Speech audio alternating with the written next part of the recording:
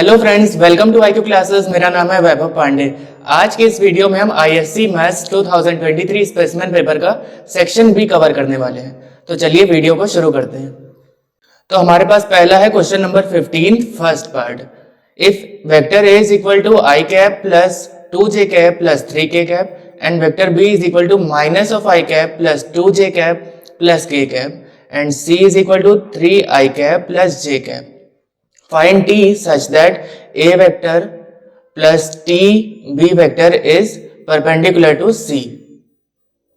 तो हमें बताना है A plus TB dot C का प्रोडक्ट 0 आना चाहिए। किसी भी दो वेक्टर का अगर हम डॉट प्रोडक्ट निकालें और वो 0 आता है, इसका मतलब वो दोनों एक दूसरे के परपेंडिकुलर। A क्या है हमारा I cap plus 2j cap plus 3k cap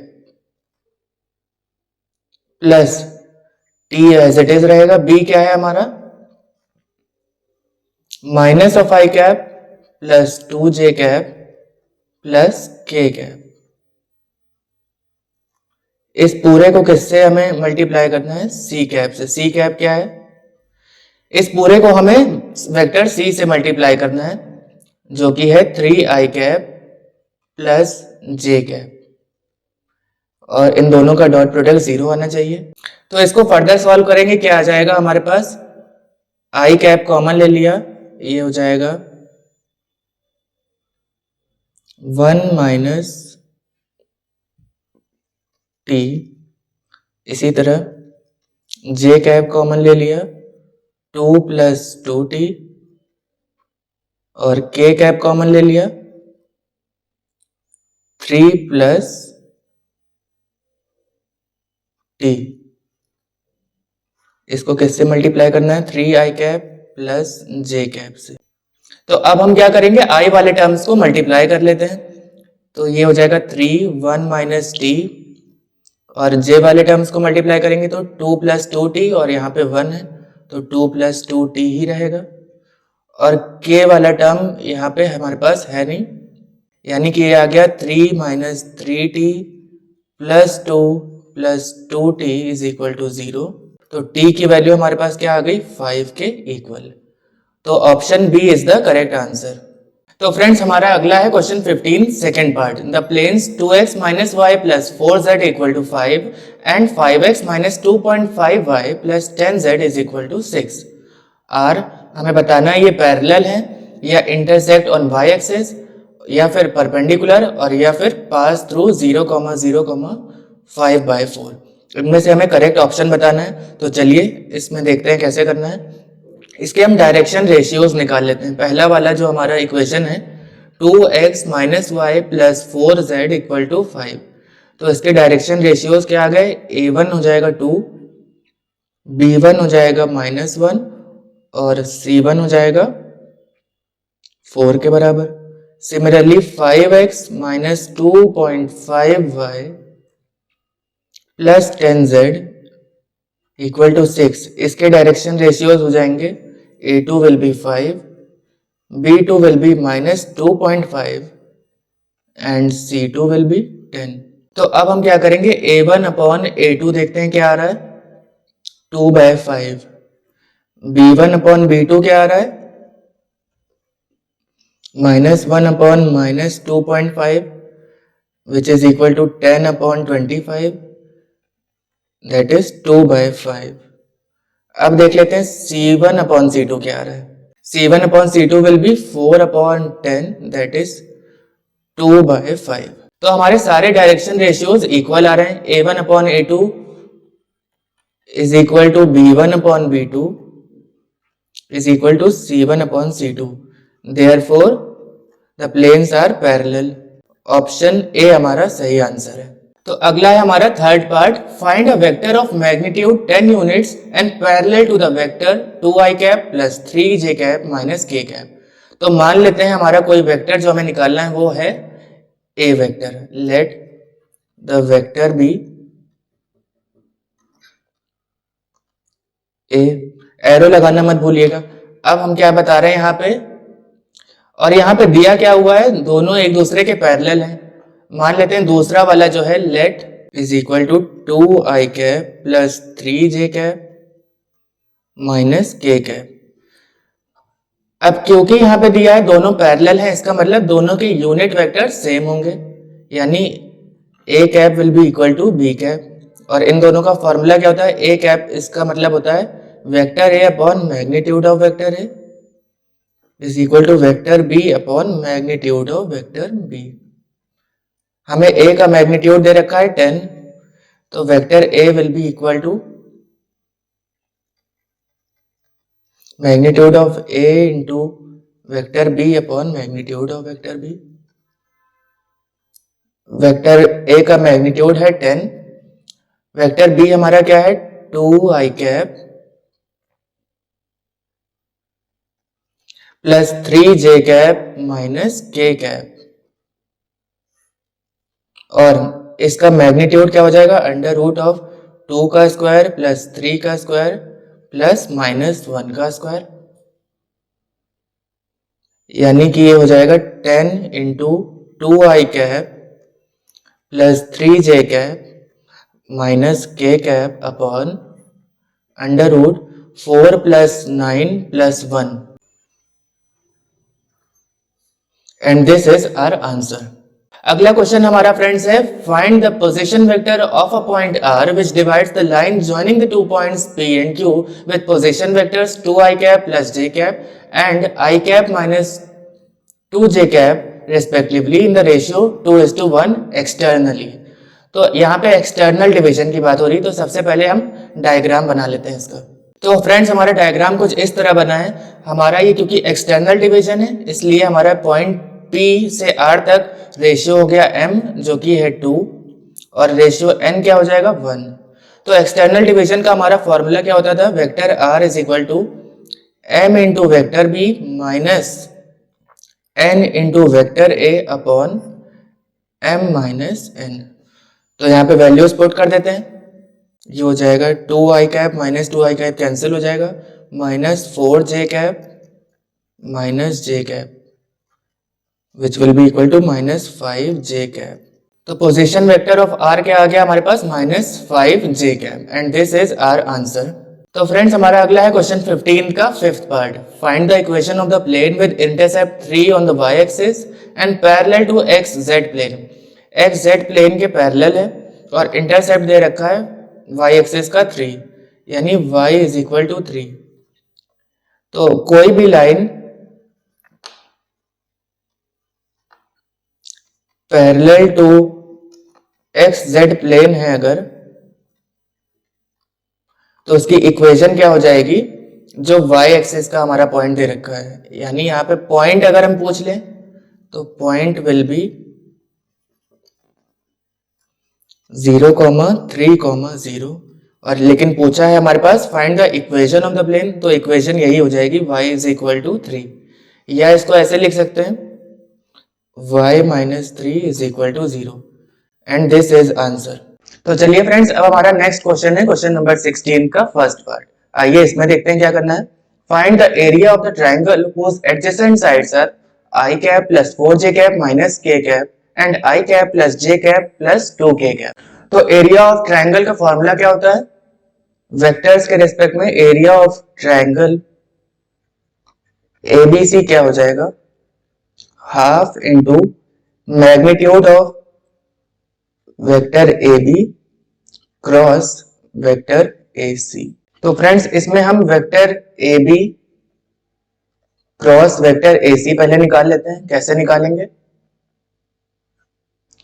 determinant form से निकालेंगे। ऊपर लिखेंगे i कैप j कैप और k कैप, और यहाँ सेकेंड रो में हमारे पास क्या आ जाएगा, i cap plus 4j cap minus k cap, इन तीनों के कोफिशिएंट लिख देंगे। i कैप का है 1, j कैप का है 4 और k कैप का -1।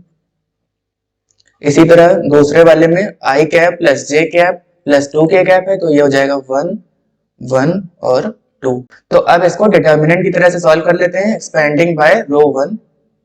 तो कैसे हो जाएगा, ये i कैप रहेगा ब्रैकेट के अंदर 8 plus 1 minus of j cap, तो क्या हो जाएगा 2 प्लस 1 प्लस k कैप और अंदर क्या हो जाएगा 1 माइनस का 3। अब इसका मैग्नीट्यूड निकाल लेते हैं। कैसे निकालेंगे? अंडर रूट के अंदर आई कैप का कोफिशिएंट क्या है 9, तो 9 का स्क्वायर प्लस जे कैप का कोफिशिएंट है -3, तो -3 का स्क्वायर। सिमिलरली के कैप में भी -3 का स्क्वायर। तो ये क्या हो जाएगा अंडर रूट 81 प्लस 9 क्या हो जाएगा 99। तो एरिया क्या आ गया हमारे पास? Area of triangle ABC will be half of under root 99 unit square लिख देंगे, क्योंकि एरिया है तो यूनिट स्क्वायर हो गया, और यही हमारा इसका आंसर है। तो फ्रेंड्स हमारा अगला है क्वेश्चन 16 का second part. For any two non zero vectors vector A and vector B, if magnitude of dot product of vector A into vector B and magnitude of vector A cross vector B दोनों equal है, then find the angle between them. तो हमें दिया हुआ है magnitude of vector A dot vector B is equal to magnitude of vector A cross vector B. तो इसका मतलब क्या हुआ? Magnitude of vector A into magnitude of vector B cos theta will be equal to magnitude of vector A into magnitude of vector B sine of theta. और ये दोनों तो cancel हो जाएंगे, तो बचेगा cos theta is equal to sine theta. इसका मतलब sine theta upon cos theta क्या होगा? 1 के बराबर। tan of theta will be equal to 1, that will be tan pi by 4। पूछा था हमसे find the angle between them, angle है theta is equal to pi by 4। तो फ्रेंड्स अब हमारा अगला क्वेश्चन है क्वेश्चन 17 फर्स्ट पार्ट। बहुत ही इंटरेस्टिंग क्वेश्चन है।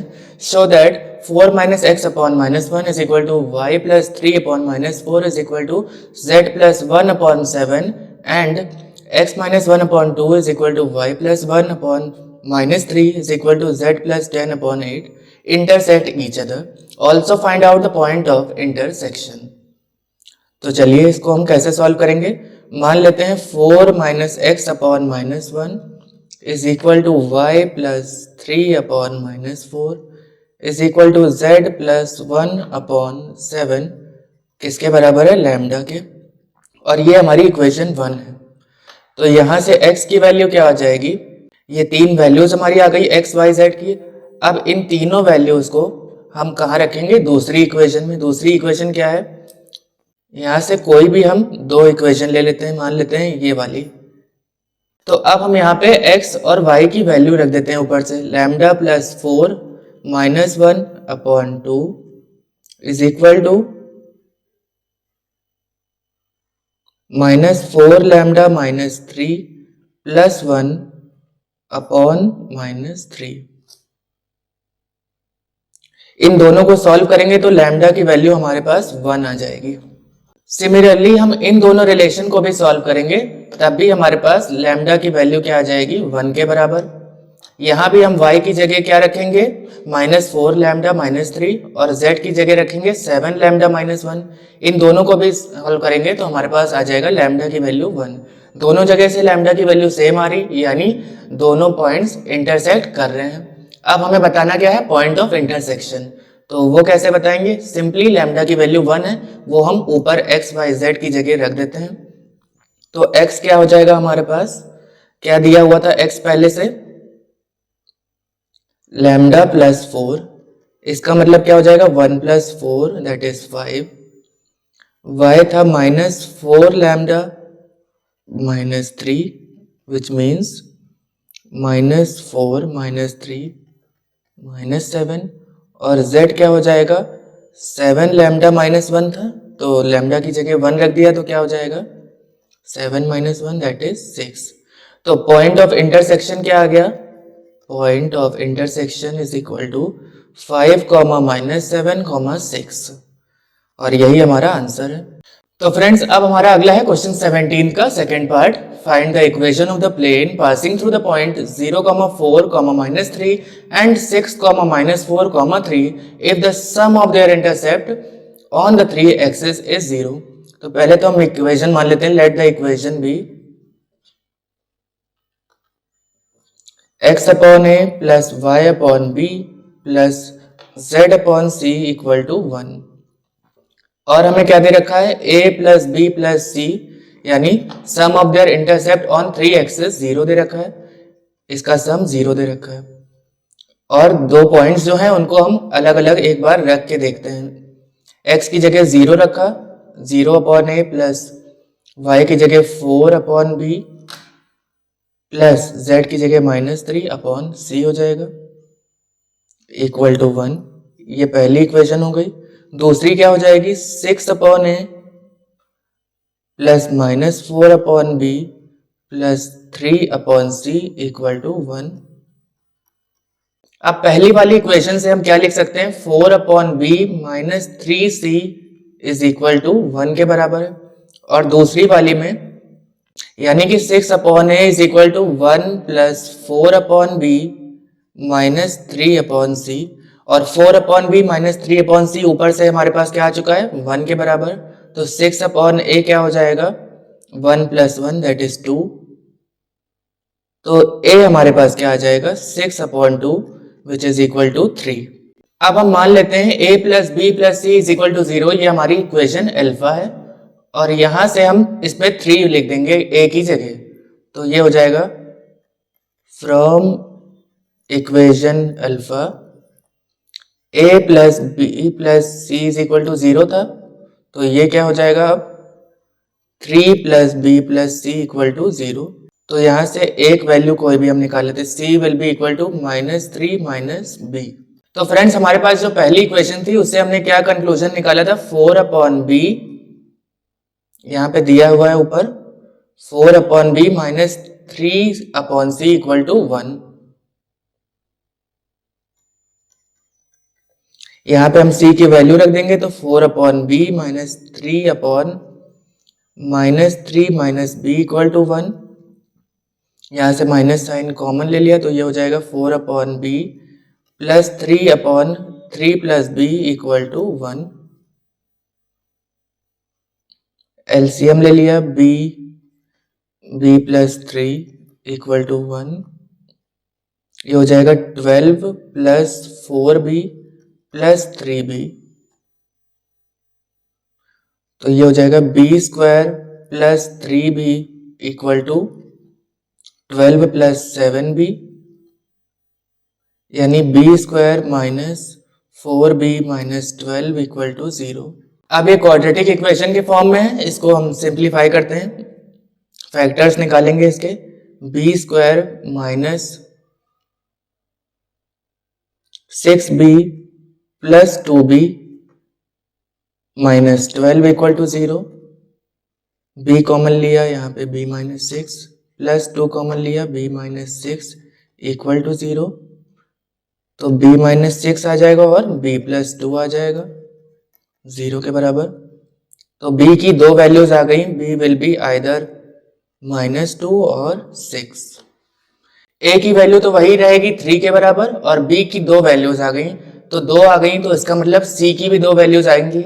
Since c is equal to -3 minus b, when b is equal to -2, c will be equal to -3, minus minus plus हो जाएगा that is -1, and when b equal to 6, c will be equal to -3 minus 6 that is -9। तो c की दो values आ गई। therefore either a is equal to 3, b is equal to -2 and c is equal to -1, और a is equal to 3, a की value change नहीं हो रही है, b will be 6 and c will be -9। और क्योंकि हमारी इक्वेशन जो हमने लेट की थी तो क्या थी, since equation was in the form x upon a plus y upon b z upon c equal to 1। तो पॉइंट्स हम रखेंगे,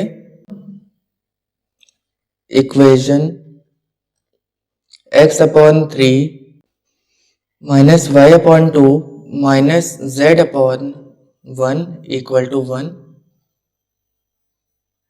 and when a is equal to 3, b is equal to 6 and c is equal to minus 9, equation क्या आ जाएगी, x upon 3 plus y upon 6 minus z upon 9 equal to 1। तो ये वाली equation और ये वाली इक्वेशन, यही हमारा आंसर है। तो फ्रेंड्स अब हमारा है क्वेश्चन नंबर 18 और ये सेक्शन बी का लास्ट क्वेश्चन है।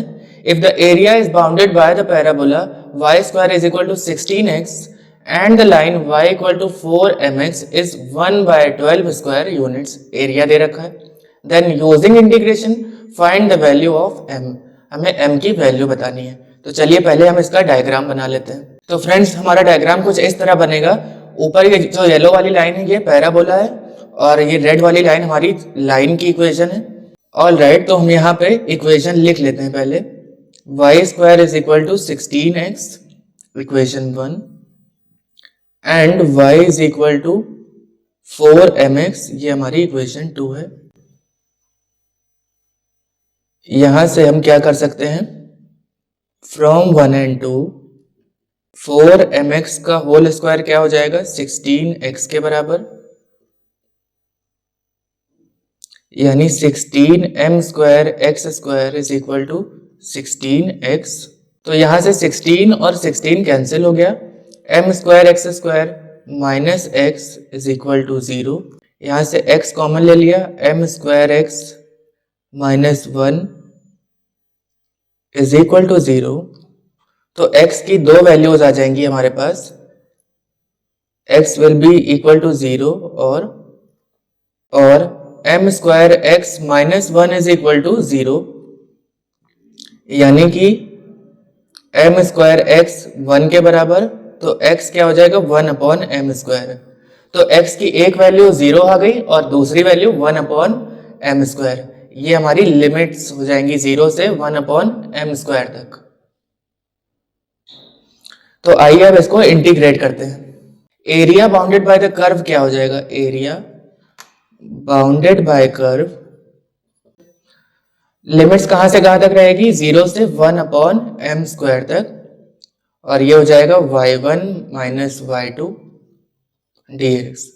y1 और y2 कुछ नहीं है, y1 जो है वो कर्व की इक्वेशन है और y2 जो है वो लाइन की। क्योंकि ऊपर हमारे पास कर्व है इसीलिए पहले उसको लिखेंगे, नीचे का पोर्शन हमारा लाइन का है उसको बाद में लिखेंगे। तो ये हो जाएगा 0 से 1 अपॉन m स्क्वायर। ऊपर वाली जो इक्वेशन थी y square is equal to 16x, वहां से हम x के फॉर्म में अगर लिखना चाहें कैसे हो जाएगा, 4 अंडर रूट x माइनस दूसरी वाली जो थी y इक्वल टू 4mx, ये तो सिंपल वैसे ही लिख देंगे 4mx dx। तो यहां से हम 4 को कॉमन ले लेते हैं, बाहर निकाल लेते हैं इसको, 0 से 1 upon m square under root x minus m into x dx। तो चलिए अब इसको इंटीग्रेट करते हैं, 4 वैसे ही रहेगा, रूट x का इंटीग्रेशन क्या हो जाएगा, x की power 3/2 upon 3/2 minus m will remain as it is and x क्या हो जाएगा, x स्क्वायर अपॉन 2, कहां से कहां तक, 0 से 1 अपॉन m स्क्वायर तक, 2/3 x की power 3/2 minus m upon 2 x square 0 से 1 अपॉन m स्क्वायर तक। और ये क्योंकि हमारा area bounded by the curve है और वो दिया हुआ है क्वेश्चन में 1/12, तो यहाँ पे हम लिख सकते हैं 1/12। तो अगले स्टेप में इसको 1/48 लिख सकते हैं, 4 को नीचे ले आए, इक्वल टू, अब हम यहाँ पे लिमिट्स पुट करेंगे। 2/3, x की जगह लिखेंगे 1/m² की पावर 3/2 माइनस m/2 वैसे ही रहेगा, x² की जगह 1/m² का होल स्क्वायर माइनस 0 वाला टर्म तो पूरा 0 ही हो जाने वाला है। तो अब ये हो जाएगा 1/48 equal to 2/3 into 1/m³ minus 1/2m³।